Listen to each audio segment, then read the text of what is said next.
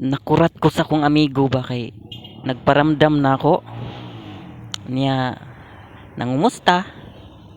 mm.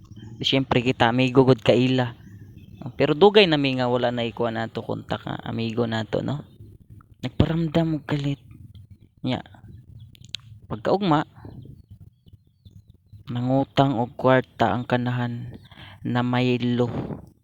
Mao di ay no nga nikalit rag pa, paramdam, "Oy, kamusta ka na?" Ganon-ganon ba. Sus, na de plano nangutang siya, mao nang amigo gud di.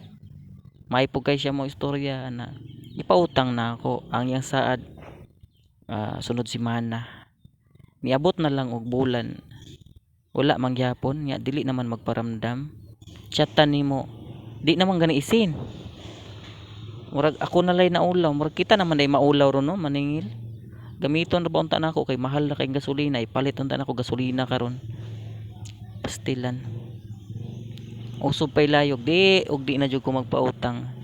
Bahalag si kinsa diha. Mao nang likay guys kun imbis na luoy ta, maluoy ta. Maluoy ta nga maulaw naman noon ta. Maningil. Oo, kay lagi kita naman hinoy maulaw maningil, mura magkita nay utangan karon. Giahak. Pero lesson learn. Nga sa sunod murag dili na. Di ba? Dili na jud. Nalipay kay siya, malipayon siya kay naluwas siya sa iyang kuan niya kita karon nga nagkinahanglan na pod kita na po'y wala. Unsa naman wa na ni bayranay di ay.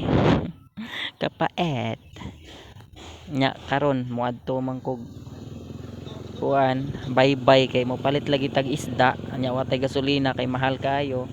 O di aklay minatay gabaklay na gid noon tani ron diri na gyud manggahi atong bagtak kay medyo layo man sad gud.